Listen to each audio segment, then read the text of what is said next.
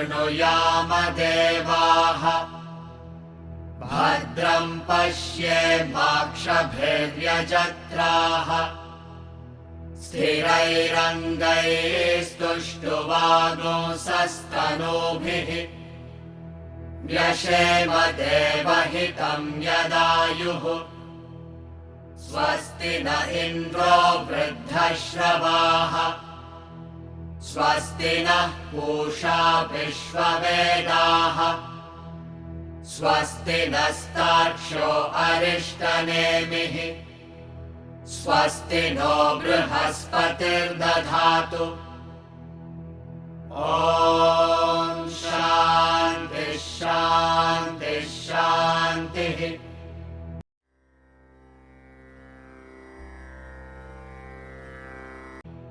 यत्परं ब्रह्म सर्वात्मा विश्वस्यायतनं महत् सूक्ष्मात् सूक्ष्मतरं नित्यं तत्त्वमेव त्वमेव तत् जाग्रत् स्वप्न सुषुप्त्यादि प्रपञ्चं यत् प्रकाशते तद्ब्रह्माहमिति ज्ञात्वा सर्वबन्धैः प्रमुच्यते।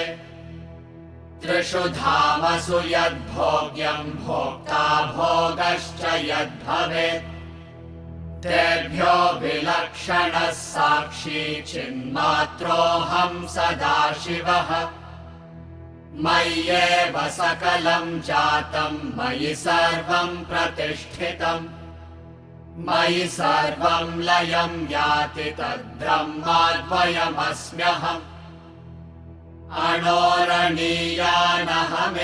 तद्वन्महानहं विश्वमहं विचित्रम् पुरातनोऽहं पुरुषोऽहमीशो हिरण्मयोऽहं शिवरूपमस्मि अपाणिपादोऽहमचिन्त्य शक्तिः पश्याम्य चक्षुः सशृणोम्य कर्णः अहं विजानामि विविक्तरूपो न चास्ति वेत्ता मम चित् सदाहम् वेदैरनेकैरहमेव वेद्यो वेदान्तकृद्वेदविदेव चाहम् न पुण्यपापे मम नास्ति नाशो न जन्म देहेन्द्रियबुद्धिरस्ति न भूमिरापो न च वह्निरस्ति न चानिलो मेऽस्ति न चाम्बरं च एवं विदित्वा परमात्मरूपं गुहाशयं निष्कलमद्वितीयम् समस्तसाक्षिं सदसद्विहीनं प्रयाति शुद्धं परमात्मरूपम् यः शतरुद्रीयमधीते सोऽग्निपूतो भवति सुरापानात् पूतो भवति ब्रह्महत्यात् पूतो भवति कृत्यात् पूतो भवति तस्मादविमुक्तमाश्रितो भवति अत्याश्रमी सर्वदा सकृद्वा जपेत् अनेन ज्ञानमाप्नोति संसारार्णवनाशनम् तस्मादेवं विदित्वैनं कैवल्यं फलमश्नुते कैवल्यं फलमश्नुत इति। He who absorbs Shatarudreeya becomes purified by fire, purified of drinking intoxicant, purified of killing a Brahmin, purified of commission and omission. Therefore, one should strive to become ever liberated. He who is of the highest order of life should chant it always or once. So we said that the last two mantras, which forms part 2 of the Upanishad, are given as additional direct advices to the sadhaka as to what one must do to attain the fruit of liberation. The Kaivalya Upanishad, with its pristine philosophical content, is as it were complete in the mantra 23.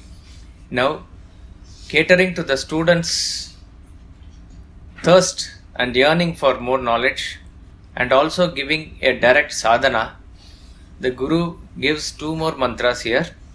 And also we said that in a way it also can be taken as a phalashruti as to what will happen when you undertake spiritual sadhana. So that Kaivalyam Phalamashnute is what is going to be the culmination of this Upanishad in the next mantra. Now what is the advice that is given here? Study and absorb Shatarudriya. Yes, Shatarudriyam adithe. Rajiti can tell me. Adithe is verb, which is Atmanepadi. In Sanskrit, there are 2 types of verbs. One is called as Parasmaipadi, one is called as Atmanepadi. And certain roots of verbs can be used in either of them. Certain can be used in both. They are called Ubhayapadi. But these are the 2 essential forms of verbs in Sanskrit. Kriyapadam. Now, the basic difference I think is when the action that is given in the verb is performed and the fruit of which accrues to oneself, that is Atmanepadi. The fruit of which is for all, for others, it is Parasmaipadi. This I think is the basic difference. So, I think Pachati means cooks. Pachate means he cooks, but he cooks for oneself. So these are certain verbs that can be used for both forms, but some are used in one form. I think Adite comes under Atmanepadi. Why I am talking about that Sanskrit verb is Yes Shatarudriyam Adite. Adite means one who does Adhyayana of it. Adhyayana is essentially going through it again and again with the aim of absorbing it.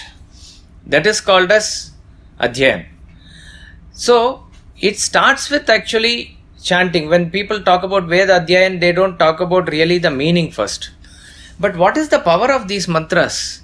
The power of these mantras is that later when it gets into your system, it becomes worthy of reflection so that you will not escape its meaning also later. The essence of it, basically. So, yes, Shatarudriya Madite. Shatarudriya is 100 names of Lord Shiva. It is given in the Yajur Veda. What it means is not this particular text alone. It should be taken as a particular Vedantic text which is giving this wisdom. And of course, these are texts of authority which is given in Vedas. It can be that we can even say that you absorb whatever is the content given in a Vedanta treatise in the modern context. But the one advantage with these texts is that it is in the form of that it is you can do the memorizing, adhyayan, and then you can go deeper into the reflection also. So Shatarudriya is the famous middle portion of the Vedas. I think it refers to the what we call as the Maharudram. I don't know if it is 100, but some say it is 300 names there, but I am not sure. I think it refers to that only. So, in this Upanishad, the Brahman in its pristine form is explained throughout, and in couple of places he has also given Upasana with form where he has mentioned about Lord Shiva. Mantra 6, I think, 6 or 7, he talks about Lord Shiva. So therefore, continuing in the same vein here, he is talking about a sadhana for a person who is at any level, that you can start by absorbing the knowledge given in Shatarudriya. So you chant and you absorb and you get into the meaning and reflection of what is given in Shatarudriya. Rudra here represents the ultimate reality. Rudra in the form of Shiva, in the form of Mahakala, in the form of Nilakanta, whatever form you can really conceive of and worship, he forms the symbolism or representation of the supreme reality. So one who is able to do that, he is able to get over certain things, he says. Now, but how does this work? See, when a person is able to invoke the names of the Lord, there are, for all the gods you have generally in temple also they do Archana with 108 names, 100 names is given. Each and every name is either talking about the gunas of the God. It is talking about certain leela of the God. It is talking about the tattva in essence that it represents. There are various names are there. Vishnu Sahasranama is classified, I think, by Adi Shankaracharya in his commentaries in this form only. When you talk about Narasimha as the name of Vishnu, it is immediately bringing us the memory of his leela in the form of Lord Narasimha. How he protected Prahlada and how he killed Hiranyakashipu. If you talk about something like Vishwam, Vishnu, it is talking about the core tattva. When you talk about certain gunas, what to say? Nishta Shanti Parayanam, it says somebody who is in absolute Shivam Prashantam Amritam Brahmayam, like that it comes here. It is talking about the absolute tranquil quality. So, our mind may get involved in either of these or all of these. So, if you are not able to bring your concentration upon the God immediately, these names of the God help you to get connected with whatever is associated with the God. These are helping in thought association. So the moment you are, so that is why when people do chanting of Bhagavata, it is talking about Krishna's Leela. So Krishna's Leela is elaborate. As you are chanting, suppose the term Damodara comes. Damodara is a term where Krishna is bound in the stomach with the rope by Yashoda. So immediately that particular episode comes to your mind. Or it could be anything, Padmanabha, then the lotus that comes from the Nabi of Vishnu. So these are the things that immediately gets you associated with it. And with the understanding of the depth of each and every term, if you reflect upon it, it will go into what is known as the core of Brahman only. So it is an ingenious way by which your thoughts which tend to scatter here or there are arrested and brought. Even in the beginning, after you have memorized, you can mechanically chant the mantra. You can sometimes even walk on the road and chant. Okay. The chant from the mouth forms the connection between the action in the body and the thought in the mind. So that is why when they talk about tapas, when they talk about everything, they talk about the linear progression of thought, word and deed. So the word forms an important connection between these two. So we are not saying that the gross controls the subtle. No way. It is the thought which is subtle. Word is much gross. Action is much grosser. But we need sometimes this thought in the form of even japa. That is why he says, Atyashrimi Sarvada Sakritva Japet. And in 10th chapter of Gita, Krishna says, Yajnanam Japa Yajñosme. Of all the yajnas, I am the Japa Yajna. If you remember, 10th chapter talks about the glories, the best of everything. And the best of all yajnas, he says, I am the Japa Yajna, he says. Japa is chanting the name. Even as you tend to do it mechanically, sometimes or the other, the chant tends to get disturbed if the mind gets too much deviated. So it forms a jerk and brings you back to the concentration. So constantly taking up Lord's name or writing Lord's name, whatever it is, these exercises, however mechanical they may seem, they do have an impact or an effect. It helps in bringing the mind back. Again, I am saying it is not that the chanting controls the mind or something. It becomes conducive. It becomes easy. It becomes then much more easier for us to bring the mind into the task that is chosen here. In one of the commentators has given the title Brahma Shatarudriya to Kaivalya Upanishad itself. It's very interesting.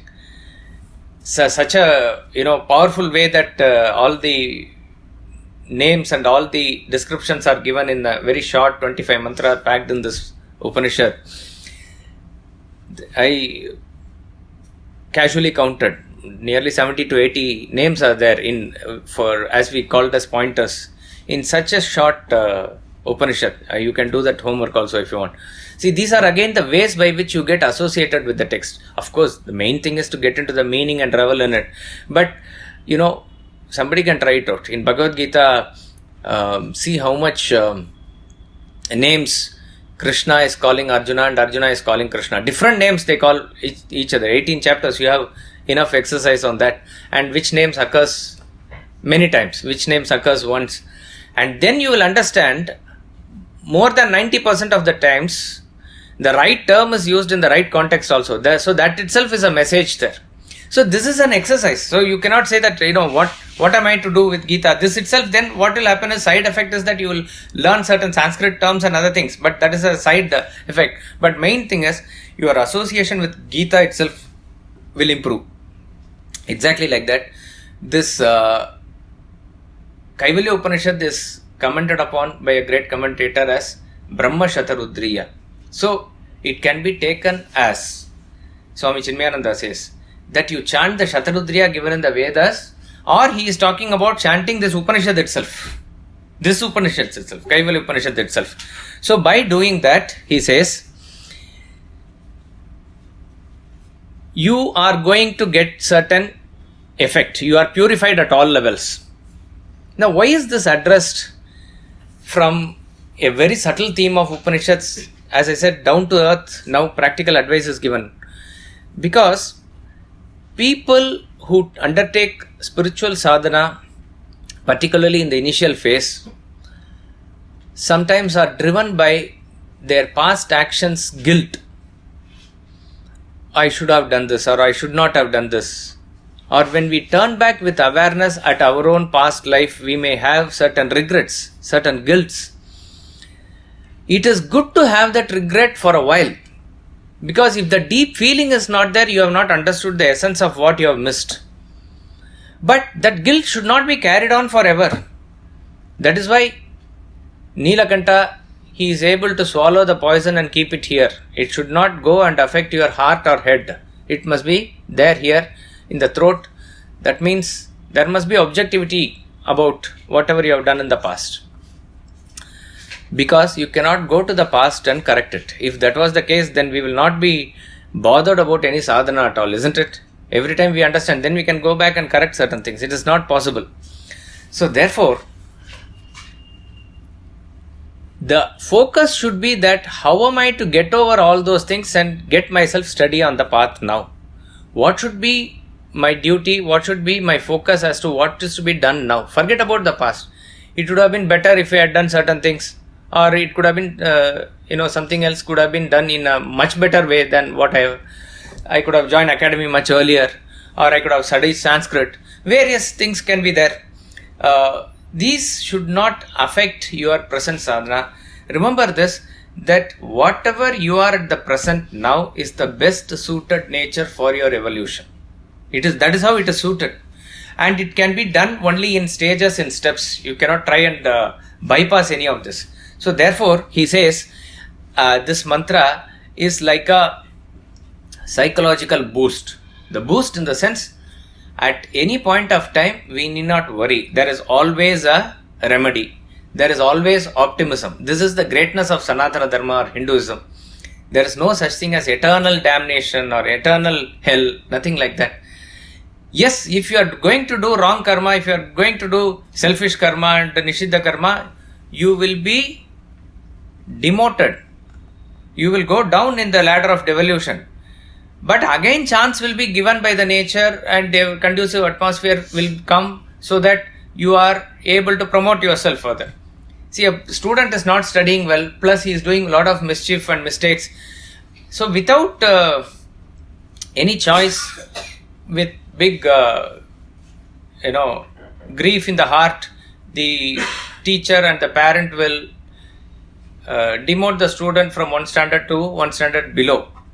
That doesn't mean that the student's life is over. He is still given chance to read, then he will again get promoted, and then again he can move further. This is exactly how our karmic consequences function. Now, we have to only focus on what to do in the present so that the past can be wiped out. That's all. We need to focus on that only. Too much of going into the past, because some people go into this past life therapy and this and that, what I did in previous janma, what is that called? Regression. All this analysis is beyond a point futile waste of time. Okay, say suppose you are having a recurring problem or recurring ache even in the body, let us say, and let us assume it is because of some past karma. That's all you need to understand. You need not go and understand what happened to my head in the last janma, because that body and this body has no connection directly. or what I did to my husband in the last Janma or wife. All that you have to understand. If I am agitated now, I have caused agitation to somebody else, and that you need not go to past Janma, go to 3-4 days back in your life in Kali Yuga. That's what Swami Ramtirtha says. You have to turn the pages of your life, just 3-4 pages. You will find the answer, So that's all we need to understand, how the law of karma functions. So it will be a very, a criminal mistake if we get into the details of each and everything that we did in the past. That is why nature helps, and Lord Krishna says that he functions as apohanam in us. Apohanam means loss of memory. If all the memory is there in the same intensity with which we experienced, we will collapse. Our head cannot take it. So it is nature's blessing that what percentage do we retain in our experiences? Fraction, very fraction. What is that fraction? Less than 1. But something is available for recall.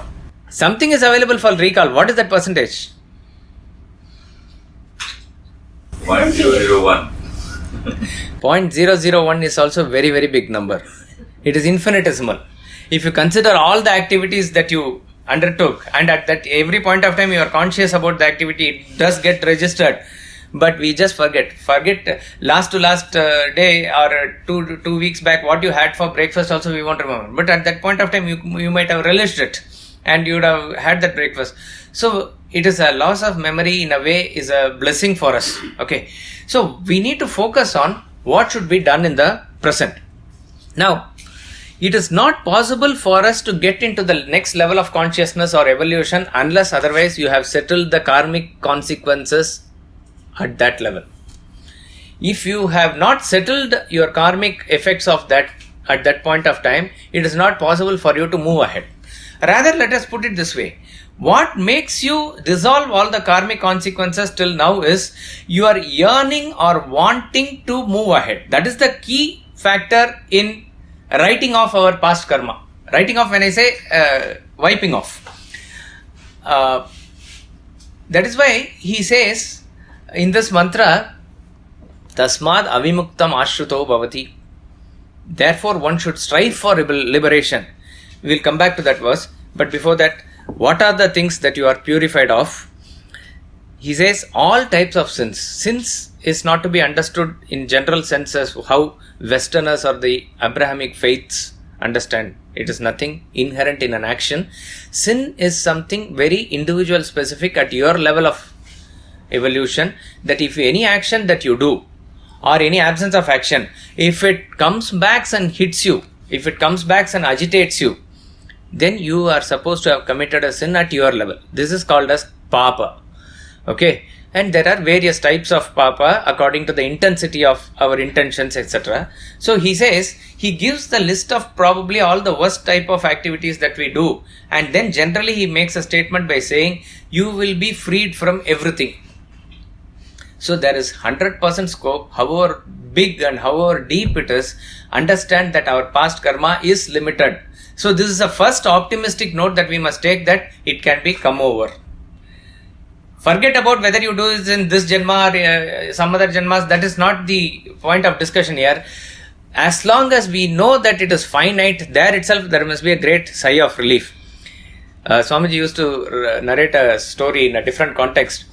He says, Sage Narada was moving along, and in the Himalayan forest or some forests, first he meets a person who is doing tapas under a tree, and he gives him darshan, and he is delighted, and he says, what do you want? He knows that Lord Sage Narada goes everywhere. He goes to Swarga, he goes to Vaikuntha, everywhere. So he says, if you go to Vaikuntha, please inquire with the Lord, how many more janmas do I have before realization? I am doing tapas for self-realization. How many more janmas I should spend time on this earth? And then he goes again. After a while, he meets another person doing the same exercise under a tamarind tree. And he also requests that if you meet the Lord, ask on my behalf as to how many more janmas that I have before realization. I am very eager to meet the Lord. Meaning, I want to realize the self. Narada said, okay, After a while, he finished and his trip, and he came back. He met the first person and he told him, "Sir, did you ask Lord about my question?" "Yes." "So how many janmas do I have?" He said, "This is your last janma. This is your last janma." So that person was delighted. He immediately stopped all tapas and everything and he said, "Let me enjoy life. Anyway, this is my last janma." That type of idea he had, and he said thanks and went away. The other person, he was under a tamarind tree. So he asked, "How many more janmas do I have?" So sage Narada said, "As many janmas as there are leaves in this tree." You know, tamarind tree has such a small leaves, and it is as though infinite, but many numbers. Immediately this person was very elated. He was very happy. Narada said, "I said, you understood what I said? So many number of janmas." He said, "Sir, thank you. First of all, I know that the number of leaves in this tree is finite. So I know that I still have only finite number of janmas." Actually, the story is, he is actually going to realize in this janma, and the other person has lot of more janmas. That is why Narada gave the anugraha as to whatever he wanted, he got it. He wanted more life in the world and he got more life in the world. This person wanted tapas and realization and he got it. But the point here is, it could be that so many janmas are there with reference to the number of leaves in the tamarind tree. But we know that then it is finite. It is not infinite. That it is not going to carry on forever.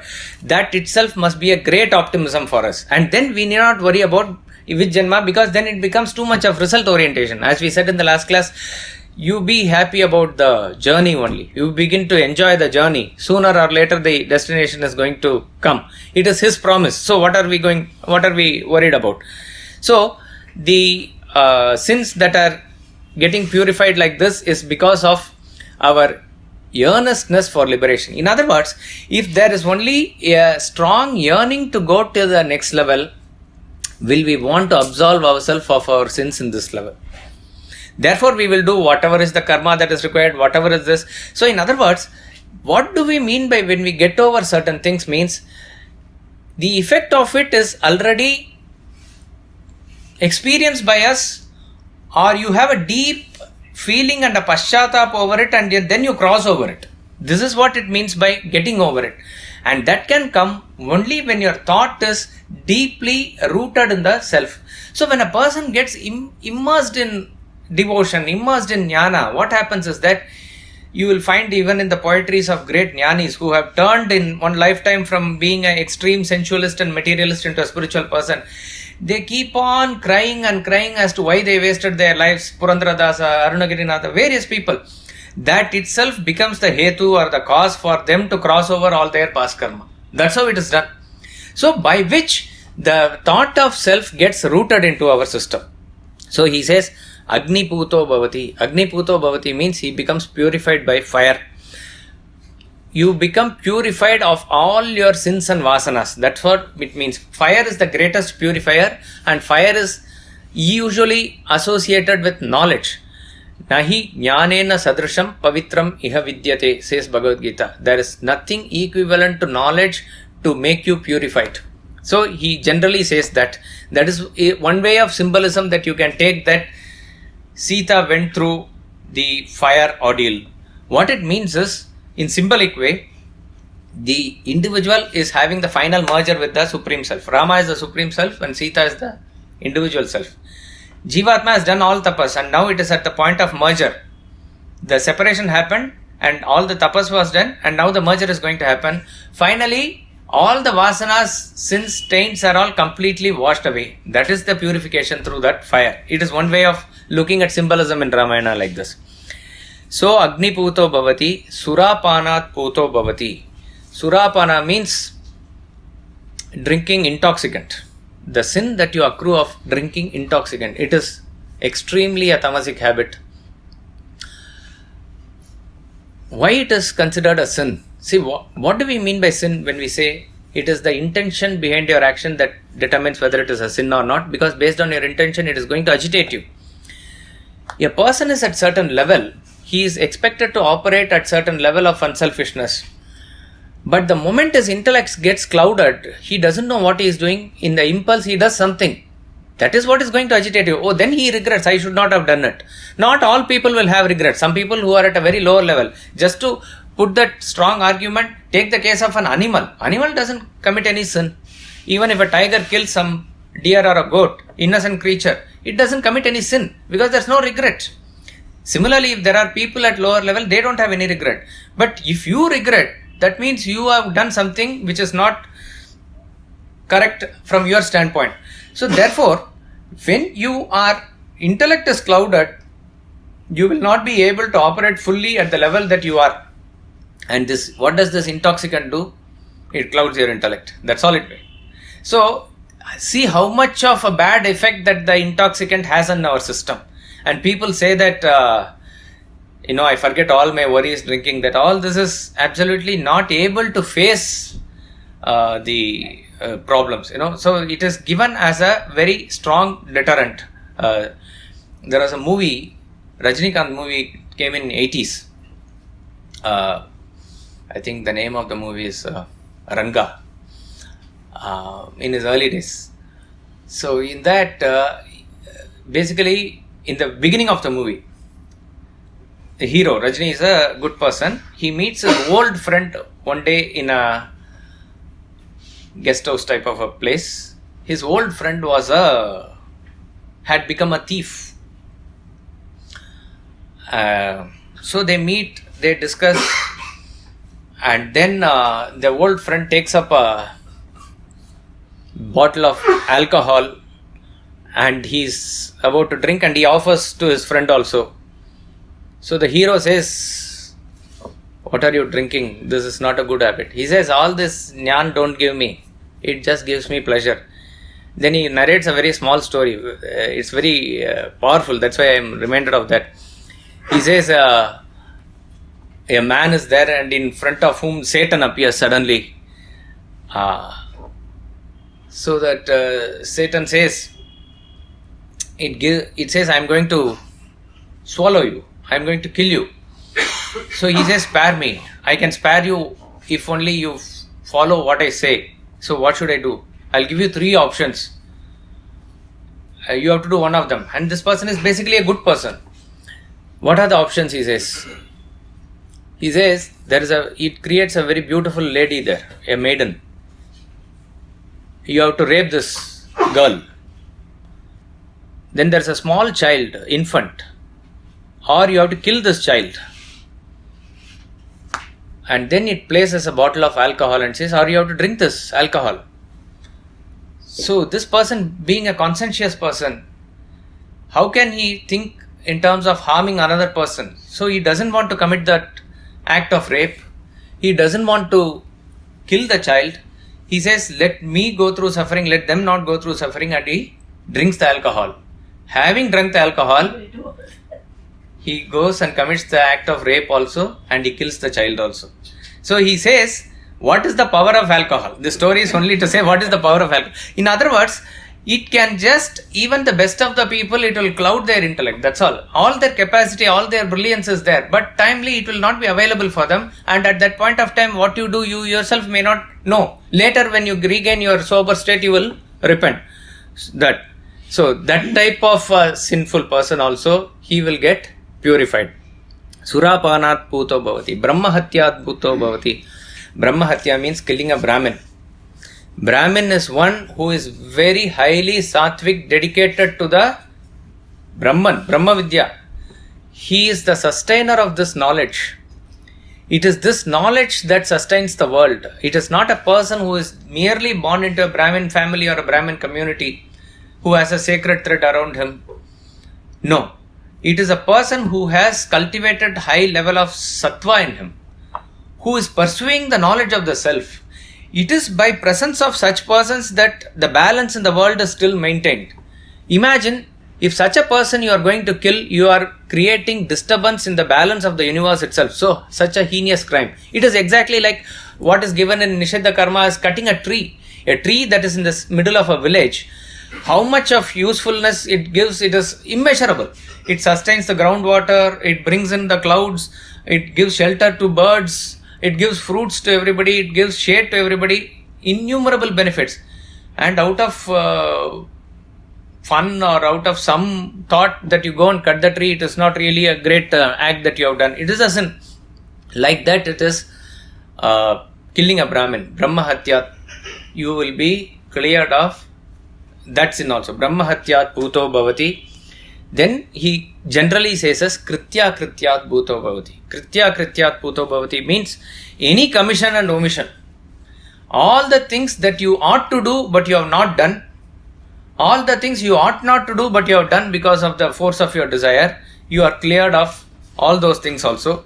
In general, say suppose you should not have committed a theft, you did it, or you did some small mistake but you know it was a mistake, or as I said, certain things you should not have done, you done, and the regret like I should have taken up this course, or I should have served in my Swadharma, something like that. Certain things that you have, all those regrets of the past can be come over. Kritya Krityat Bhuto Bhavati. Then is very important. He says Tasmat. Therefore, Avimuktam Ashruto Bhavati. Saha is there. Yaha, he says first. Yaha, Saha is a idiomatic construction in Sanskrit. Yaha means whoever. Whoever does this, he gets purified of this, he gets purified of this, and that he continues, it is understood and it continues here. Saha is so it comes here. And he says, Tasmad Avimuktam Ashruto Bhavati. Ashrutaha means, it's a past participle. He has become a refugee of Avimukta. Avimukta is a very interesting term and it's very beautifully translated in Swamiji's this translation. He says, and he has given a commentary also about it. Avimukta means one never not liberated. One never not liberated. See, certain things in Sanskrit are constructed in such a beautiful way that it conveys a very deep import. In the beginning we had this word called Nakam. Third mantra we had Nakam. Nakam means heaven. Heaven in the Kam means joy. Okay. Akam means sorrow. Nakam means nothing to do with worldly joy. Heaven. It is nothing to do with non-sorrow. That means it has nothing to do with the joy or sorrow of this world, but it's something beyond. So that construction of the term gives a different meaning. So when you say Mukta is a liberated person, the opposite of should be Amukta. That is the opposite. In the Sanskrit is opposite. But Vimukta means one who is well liberated. Nanya Pantha Vimuktaye says one of the mantras before. So Avimukta means opposite of not liberated. That doesn't mean that he is extremely bound. That means that he who cannot be bound. Avimukta therefore refers to the Supreme Self only. Avimukta refers to that Supreme Self. It can be in a seen as though Pratyaksha in a realized person, or the Supreme Lord that he is talking about here as the Rudra himself, who is Avimukta, in whom you should take refuge. Somebody asked the question a couple of days back, how to cross over. You can only cross over a person who is there in the ocean, who himself is struggling. Can he help another person who is struggling in the ocean? It's not possible. Who can help? Only one who is standing rock solid on the shore. He can throw a rope. You can catch hold of it and come. Therefore, that person who is struggling in the ocean or in the river should take refuge in a person who is standing on the ground. Similarly, when you are in trouble, when we are in this state of samsara, highly bound, who can release us? Can anybody who is bound himself, can he release us? No. So where should your refuge be? Your refuge must be in who is never bound. Tasmad avimuktam ashruto bhavati. So what is the effect of studying this Shatarudreeya is this, that it gets into your system to such an extent that ultimately it makes you take refuge in that ultimate reality. So we see that like every text, this also finally culminates in what is known as that absolute surrender. There is no other way. Mameva ye prapadyante maya metam tarantite, says Krishna in Gita. Whoever is able to surrender unto me, only they can cross Maya. You try by your own effort. It will finally it will escape. It's just not possible. Finally, what will happen? That infinite only can pull the finite into the state of infinite. Therefore, the finite has to surrender itself into the infinite here. So, tasmat avimuktam ashruto bhavati. And then he says, atyashrami. Atyashrami means sannyasi. There are 4 ashramas: brahmacharya, grahastha-ashrama, vanaprastha and sannyasa-ashrama. Atyashrama is the highest ashrama, which is sannyasa.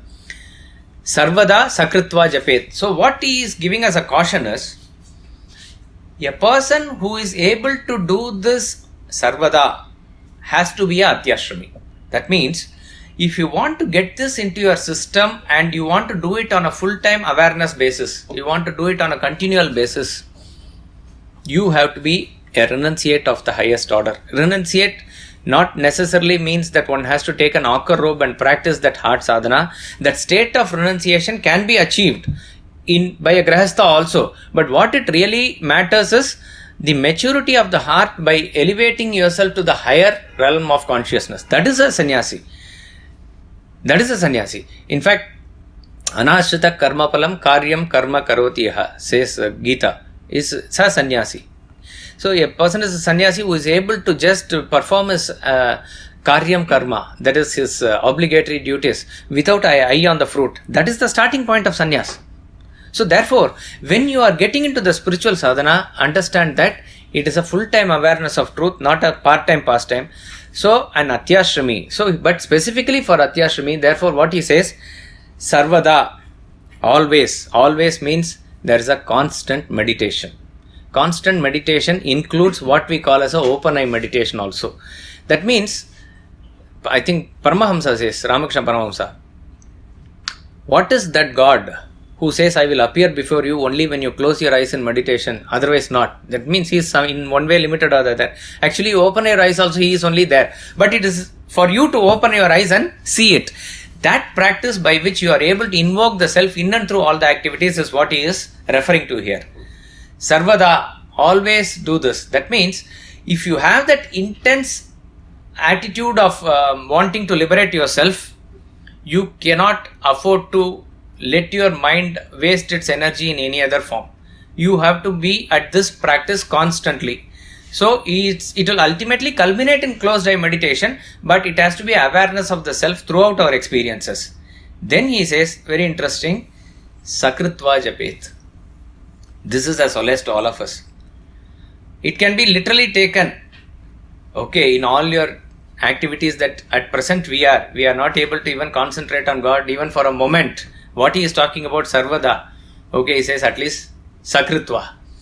This can be even taken literally, that he talks about Shatarudriya Madite. So therefore chant Shatarudriya all the time. Take it literally. If you cannot chant it all the time, at least once with full intensity and bhavana, chant it once at least.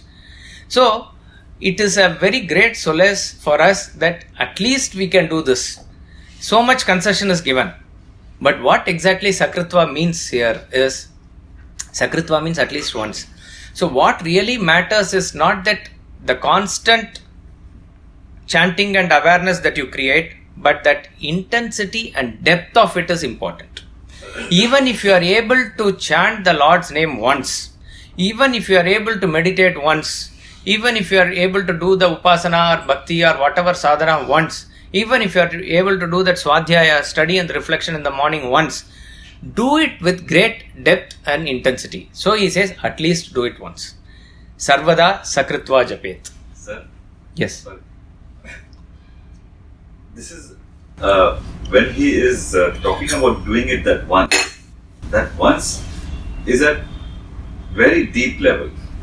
Once you have gone to that depth, will it not automatically become sarvada, permanent only? It will become. It starts with the practice of at least once and then getting into the practice of it. So when he says atyashrami, a person who is at the highest order of sannyasa, he is still not realized. He is still putting in an effort. So he begins his constant awareness program by at least doing it once. So a person is able to at least do it once, get the taste of it, then it will become constant, as it were. So by doing it with intensity at least once, it then percolates into your system. Then it will start reflecting in every other activity and experience that you do. So that's all it means. It is not to not attempt sarvada. It is to say that sarvada sakritva, or at least once, he says, or at least once has to be taken as the initial way by which you enter into this. I'm taking a look at it a little pessimistically. That if I am able to do that once, then I have achieved it anyways. Doing that once is so challenging. So that is, you need not take it pessimistically. Try that. It's optimistic only. When he gives that concession that you at least do once, it is a great concession for us. So if you are able to achieve once, that itself is a big achievement. Then you need not worry. That one will take you further into that path itself. So it must be taken optimistically only. Sir, talking about Farashruti, in Vishnu Sahasranam also it is mentioned. Now here he is talking about this japa, there it starts with Yasya Smarana Matrena Janma Sansara, just by remembering. And in the end he concludes by, the Farashruti, Brahma Hatyadikam Ghoram Sarva Papam Vinashyati. Here he is saying that drinking and all these things will be cleared. He says, even to the extent of Brahmatya, all your sins will be cleared up just by remembering once. Now, my question, this is a different, sort of formulation put together that if you do japa also, you will be realizing if you think concentratedly in only single pointed source at one point. The question is that all these Farashrutis talk about this same type of thing. Now, do we not get confused as to whether to chant Vishnu Sahasranam just by remembering and getting clearing of all sins, or just by chanting the Shatarudriya? If one starts deviating in all these lines, he will, Therefore, be focused. You should not deviate into too much of it is going through the length of the study only. So a person has to, why do we talk about Ishta Devata, a particular Purana and a particular this thing? If you find Shiva Purana, if you are a Shaiva and a Shiva Bhakta, Shiva Purana will give all the glories of Shiva, and he has even, his powers is much superior to other gods' powers. All these things is given to make you fall in love with him, to get rooted in him that he is the best. Then you will do all the things that are associated with him so that there is a fixation. So the whole idea is fixation. It is not to cover many texts and each and every text you go with. If you have covered many texts, it is covering only the length. But once you go into the depth of it, you will find that in Kaivalya itself he says, Sabrahma Sashiva Sahari Sendra Sokshara Paramaswarat. He is Shiva, he is Vishnu. So there will not be then a deviation. The fixation goes deeper into the Brahman itself. Having taken into this, for your sadhana's sake, you get fixated into one thing. Vishnu Sahasranama means that itself is enough. Bhagavad Gita means that itself is enough. Or Upanishad means that itself is enough. But take that one thing and going to the depth of it more and more and more will yield more results rather than moving across various things. Yes, sir. This word Adite makes me nervous. Because it is not just reading or understanding the words. It seems to be much more than that, getting into the gut of it. Yes. Yeah, it is. So that is why we are trying to explain it in a class like this, and that is what the reflection the Swamiji has given the program also. But it even if you are not able to understand and you are doing the chanting part of it, that itself is a starting point to be good. And then once you are able to sort of court it and live with it, the meanings itself will start revealing itself. See, at one stage is reflection where you understand it at the intellectual level, and then you are able to have doubts. Then you get into the deeper meaning of it and think more and revel in it. These are all the process that comes after Shravana, which is the main bulk part. A time will come where you get into what is known as Nididhyasana, where it is translated as contemplation, culminating in meditation. But there you don't have any doubts. You don't have any intellectual curiosity. You are firmly established, but yet you are yet to experience it. At that point of time, there is a blur between, when you read the lines, it is not two lines there. A 3D picture emerges out of it. That is what is meant by Adhyayana. By that, it will come out automatically. So all that you need to put in effort is to be sincere in your attempt to unearth the things. So what is important is the intensity with which you approach this. So it is not a Sanskrit Pandit is automatically going to qualify, though knowing Sanskrit is advantage. That is not necessarily a thing. It is the feeling and intensity with which you search the truth for it, it reveals. That is why very many verses in Gita you will find Swamiji's interpretation are quite revealing and so new from the old commentaries. How it struck him, whether it is right or not, we don't know. But it just reveals itself. Like the 12 Yajnas, how he has commented in the 4th chapter, it's quite unique. So that is how you have to relate to a text. So for which I was telling Sudhakar Kabra that take up something. That is why even the course material that we have is very limited, but that's good enough. You go into the depth of it.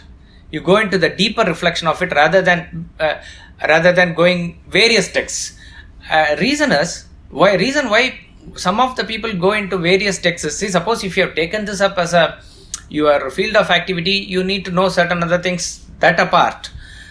If there is no inherent intellectual strength to get into the depth, you become tired at the intellectual level. So in order to balance the tiredness, you offset it by going into length rather than depth.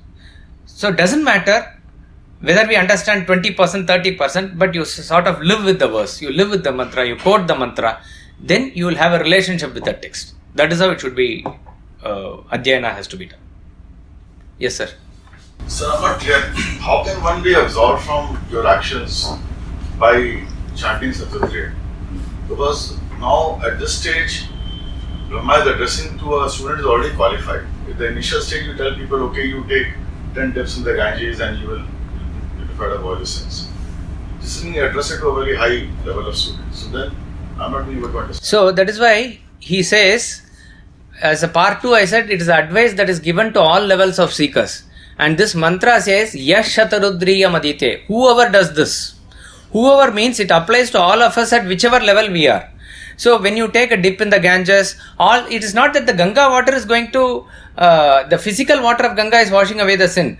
The ritual that is there is to be done with this thought that I am doing this because whatever Shastras have said or some elders have said, but the whole thought process is that I want to get rid of this, and your positive outlook in doing that is what is going to change the karmic consequences in you. So when you are at the level where you are starting now, definitely you can say that how Shatarudriya will help me, I don't understand, which is, I would say, correct.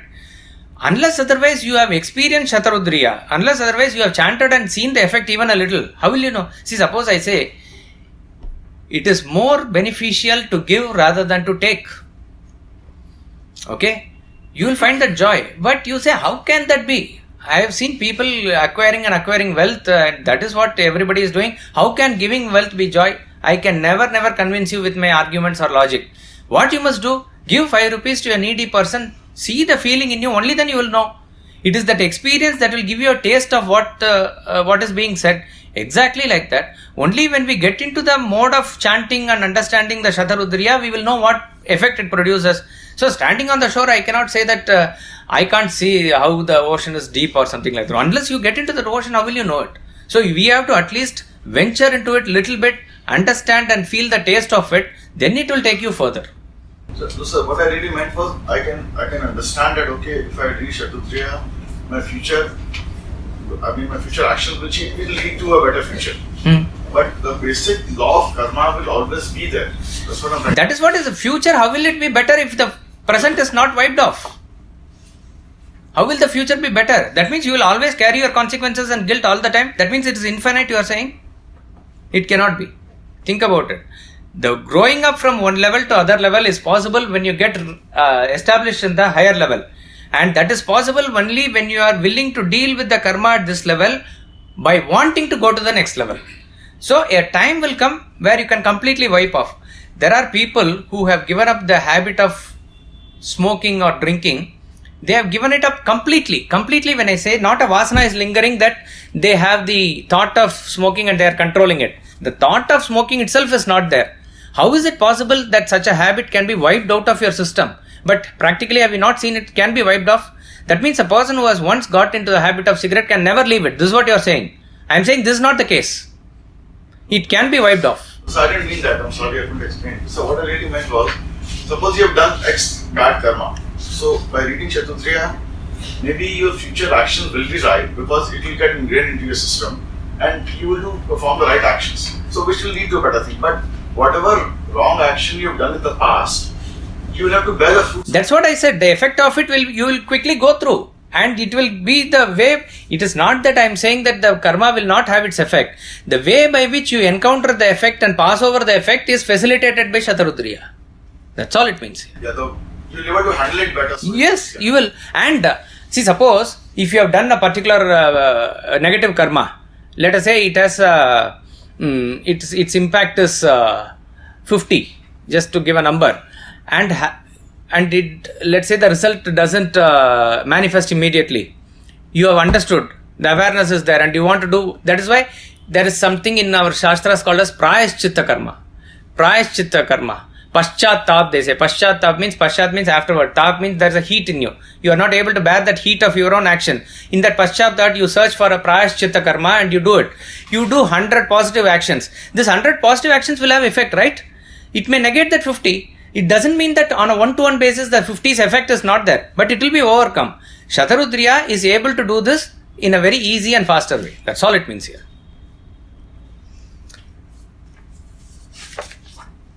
He who absorbs Shatarudriya becomes purified by fire, purified of drinking intoxicant, purified of killing a Brahmin, purified of commission and omission. Therefore, one should strive to become ever liberated. He who is of the highest order of life should chant it always or once. We'll chant mantra 2. Anena jnanamapnoti samsararnavanashanam tasmadevam viditvainam kaivalyam phalamashnuta iti. Anena jnanamapnoti samsararnavanashanam tasmadevam viditvainam kaivalyam phalamashnuta iti. By this he attains wisdom which destroys the ocean of samsara, birth, death cycle. Therefore, thus having known this, he attains the fruit of liberation.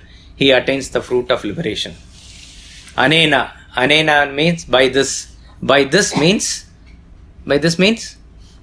By chanting the mantra. By Guru's advice given in the mantra 1.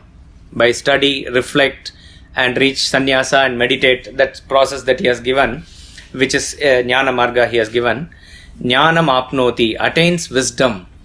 Attains wisdom means he attains the knowledge of the self. He attains the realization. The moment you attain a realization, you are instantly liberated. It is the knowledge of the self that instantly liberates you. You are absolutely free like a bird from that time onwards. Because knowledge of the self destroys the ocean of samsara. Samsara means a terrestrial entanglement unintelligently caused by our past. Birth, death cycle is called as a samsara. Samsara is where you don't know how you get into it, but you cannot retrieve yourself. By the time you realize it's neck deep, that's called a samsara. So that is why any particular thing that you create, why have you created a samsara, they say. A person need not be married, but he can still create samsara. In different field, he can create a samsara.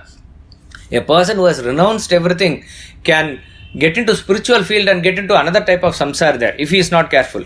So samsara is still terrestrial entanglement, but all those things are completely wiped off. You cross over all these things. Tasmat, again, therefore, evam viditva enam, having known this thus. Having known this refers to Brahman. This refers to the self. What started as tat tvameva tat, he now says enam, this, thus, evam.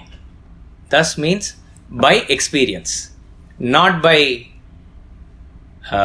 external knowledge, not by intellect, not by your reflection, but by your experience.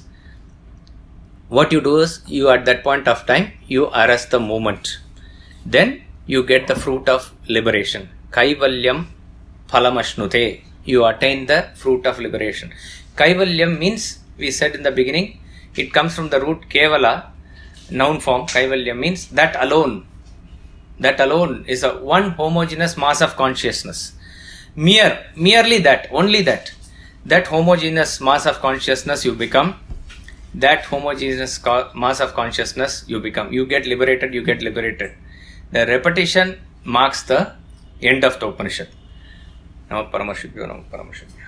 Since he has said Yes Shatarudriya Madite, and that Brahma Shatarudriya may be taken as this Kaivalya itself.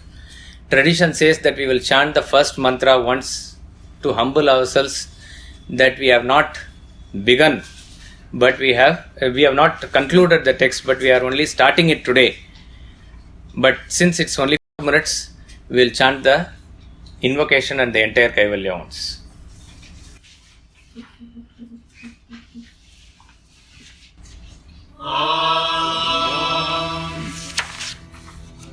Bhadram karnebhih shrunuyama devaah Bhadram pashyemakshabhiryajatraah Sthirairangaisthushtuvagunsastanubhih Vyashema devahitam yadayuh Swasti na indro vruddhashravah Swasti na pusha vishvavedah Swasti nastaksho varishtanemihi Swasti no bruhaspatir dadhatu Om Shanti Shanti Shanti Athashvalayano Bhagavantam Parameshtinamupasmetyo Vacha Adhihi Bhagavan Brahma Vidyam Varishtam Sada Sadbhis Sevyamanam Nigudham Yaya Chirat Sarva Papam Vyapohya Parat Param Purusham Yati Vidvan Tasmai Sahovacha Pitamahascha Shraddha Bhakti Dhyana Yoga Davaihi Na Karmana Na Prajaya Dhane Na Tyage Naike Amritatva Manashuhu Parenanakam Nihitam Guhayam Vibhrajate Yadyatayo Vishanti Vedanta Vijnana Sunishchitartha Sannyasa Yoga Jataya Shuddha Sattvaha Te Brahma Lokeshu Paranta Kale Paramritat Parimuchanti Sarve Vivitta Deshe Cha Sukhasanasta Shuchis Samagriva Shirah Shariraha Atyashramastas sakalendriyani niruddhya bhaktya swagurum pranamya Hritpundarikam virajam vishuddham vichintya madhye vishadam vishokam Achintyam avyaktam anantarupam shivam prashantam amritam brahma yonim Tadhimadhyantavihinamekam vibhum chidanandamarupam Umasahayam parameshwaram prabhum trilochanam neelakantham prashantam Yatva munirgacchati bhutayonim samasta sakshim tamasah parastat Sabrahma Sashivasendra Sokshara Paramaswarat Saeva Vishnu Saprana Sakalo Nissa Chandramaha Saeva Sarvam Yadbhutam Yaccha Bhavyam Sanatanam Nyatva Tam Mrityumatyeti Nanyah Pantha Vimuktaye Sarvabhutastamatmanam sarvabhutani chatmani सम्पश्यन् ब्रह्म परमं याति नान्येन हेतुना आत्मानमरणिं कृत्वा प्रणवं चोत्तरारणिम् ज्ञाननिर्मथनाभ्यासात् पाशं दहति पण्डितः स एव माया परिमोहितात्मा शरीरमास्थाय करोति सर्वम् स्त्रियन्नपानादिविचित्रभोगैः स एव जाग्रत् परितृप्तिमेति स्वप्ने सजीवः सुखदुःखभोक्ता स्वमायया कल्पितविश्वलोके सुषुप्तिकाले सकले विलीने तमोभिभूतः सुखरूपमेति पुनश्च जन्मान्तरकर्मयोगात् स एव जीवः स्वपिति प्रबुद्धः पुरत्रये क्रीडति यश्च जीवस्ततस्तु जातं सकलं विचित्रम् आधारमानन्दमखण्डबोधं यस्मिन् लयं याति पुरत्रयं च एतस्मात् जायते प्राणो मनः सर्वेन्द्रियाणि च खं वायुर्ज्योतिरापः पृथिवी विश्वस्य धारिणी यत्परं ब्रह्म सर्वात्मा विश्वस्यायतनं महत् सूक्ष्मात् सूक्ष्मतरं नित्यं तत्त्वमेव त्वमेव तत् जाग्रत् स्वप्न सुषुप्त्यादिप्रपञ्चं यत् प्रकाशते तद्ब्रह्माहमिति ज्ञात्वा सर्वबन्धैः प्रमुच्यते त्रिषु धामसु यद्भोग्यं भोक्ता भोगश्च यद्भवेत् तेभ्यो विलक्षणः साक्षी चिन्मात्रोऽहं सदाशिवः मय्येव सकलं जातं मयि सर्वं प्रतिष्ठितम् मयि सर्वं लयं याति तद्ब्रह्माद्वयमस्म्यहम् अणोरणीयानहमेव तद्वन्महानहं विश्वमहं विचित्रम् पुरातनोऽहं पुरुषोऽहमीशो हिरण्मयोऽहं शिवरूपमस्मि अपाणिपादोऽहमचिन्त्यशक्तिः पश्याम्यचक्षुः सशृणोम्यकर्णः अहं विजानामि विविक्तरूपो न चास्ति वेत्ता मम चित्सदाहम् वेदैरनेकैरहमेव वेद्यो वेदान्तकृद्वेदविदेव चाहम् न पुण्यपापे मम नास्ति नाशो न जन्म देहेन्द्रियबुद्धिरस्ति न भूमिरापो न च वह्निरस्ति न चानिलो मेऽस्ति न चाम्बरं च एवं विदित्वा परमात्मरूपं गुहाशयं निष्कलमद्वितीयम् समस्तसाक्षिं सदसद्विहीनं प्रयाति शुद्धं परमात्मरूपम् यः शतरुद्रीयमधीते सोऽग्निपूतो भवति सुरापानात् पूतो भवति ब्रह्महत्यात् पूतो भवति कृत्यात् पूतो भवति तस्मादविमुक्तमाश्रितो भवति अत्याश्रमी सर्वदा सकृत्वा जपेत् अनेन ज्ञानमाप्नोति संसारार्णवनाशनम् तस्मादेवं विदित्वैनं कैवल्यं फलमश्नुते कैवल्यं फलमश्नुत इति. We'll conclude with the bhajans here.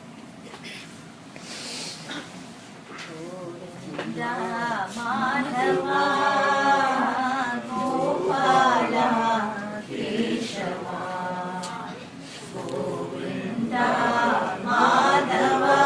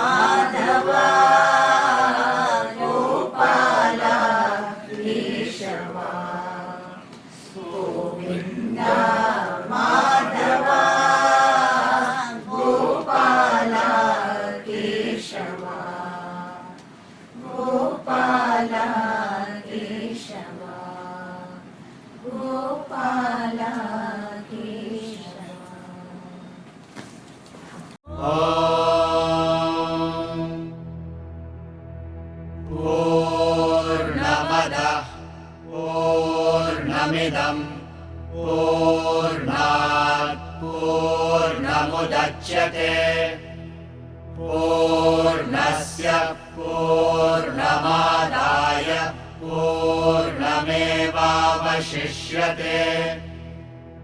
ॐ शान्तिः शान्तिः शान्तिः